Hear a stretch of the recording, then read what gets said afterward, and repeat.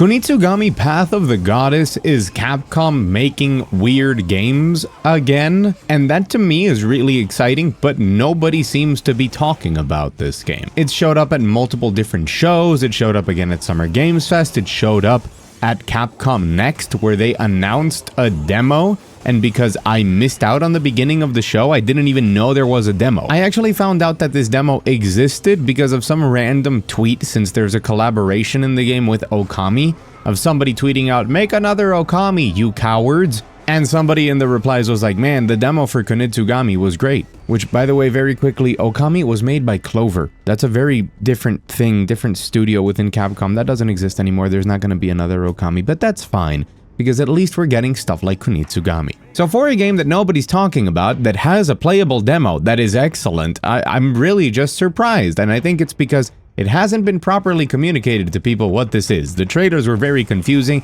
it didn't make a lot of sense, it looked very weird. And that is precisely what I loved about it. But Kunitsu-Gami is a hybrid hack and slash and tower defense game, and it is a ton of fun for many different reasons. Now let me start with the biggest problem I have with it, because there's just one, and that's that like anything that's a hybrid, it neither really scratches the itch of a tower defense nor a hack and slash. I think it scratches both of those fairly decently, but if you're just looking for one of those things, you're not gonna get the whole thing scratched here. It's like when you have an itch and somebody's just like, they go like, no, but more, and then I know. Now, having said what it is gameplay-wise, I think you can tell immediately that aesthetically, it's a lot of demons, a lot of Japanese demons of Oni running around with some very strange stuff. A lot of this game is dancing. I have not seen this much dancing to defeat enemies since Balan Wonderworld.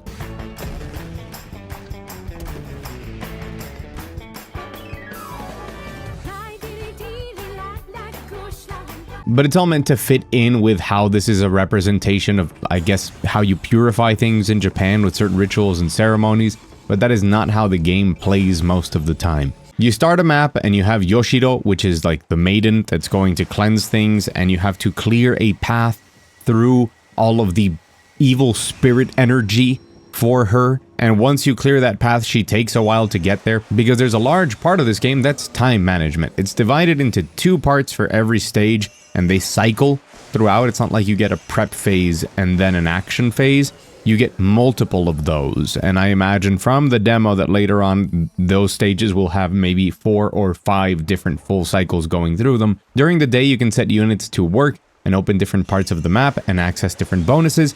Completing certain parts of the map during the day and exploring it fully will net you with upgrades and rewards. But once you clear out the map and you have access to your soldiers, you assign them different units and then you place them on the map. You can move them around whenever you want, so even though it feels kind of tower defense-like, it actually controls a bit like an RTS. Units are small and manageable and easy to distinguish, so handling things in the middle of combat when you pause to move them around is very simple. But when night comes around, all of the Oni come out of their gates. They follow these straight paths towards the maiden to take her out, and your units fight. You, controlling So, can also fight. And you have different ways to fight, very normal hack and slash combos, 2-button combos, kind of a light and a special, and pressing light and then special, or light, light, special, you know how it goes, gives you access to different combos, which all feel very good. But you can also have equipped up to 3 different special skills, from setting your sword ablaze to do a ton of damage, to setting down traps or whatever other things are not in the demo that you can have equipped on your sword, and a series of talismans to boost different parts of whatever strategy you want.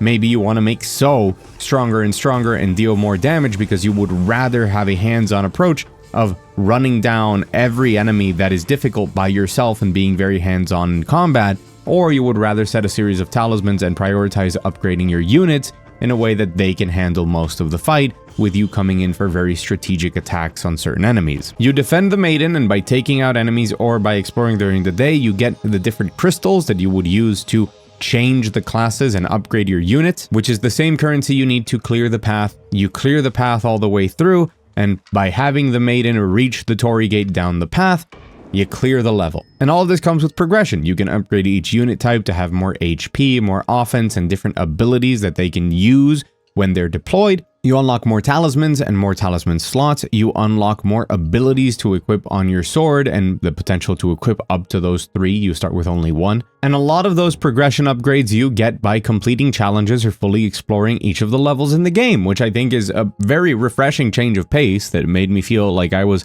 playing a game made in like 2004 or something. Each level has 3 different challenges associated to it, be that things like not healing anybody during the entirety of that map. I assume there's going to be some crazier, wackier ones later on. There's some that's like use this specific ability or take down this number of enemies using a specific ability.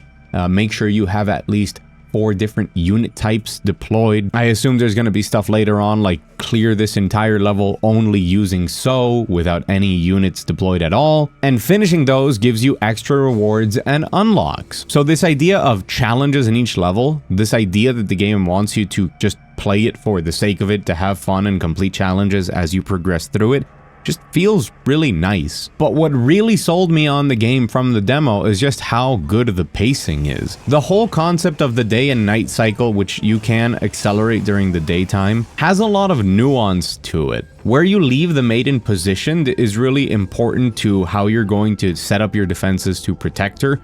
There's different structures around the map. You can place your units on different areas that make them stronger, and you're kind of in a mad dash to explore everything that you can and buff up your units and have a good formation using the crystals you get from exploration. And if you don't explore, you don't even get access to all of the units you could during a mission, since you have to purify the area, and there's these little cocoons in which the units that you can use are in, and if you somehow miss one of them, you just have 1 less unit, which is a big deal, since at least in the demo I think you max out at like 6 or 7. But then when nighttime comes, the kind of hectic positioning of things to clear things up and have things be managed, as well as when bigger enemies show up and bosses, along with your kind of typical tower defense balance, you have small flying enemies for which you want archers. You have very quick enemies, but when you destroy them they explode, so you probably want something that slows them down like the aesthetic, or you want a healer, a shaman, to be keeping up your units topped up, or to manually with so go and take those out before they reach anyone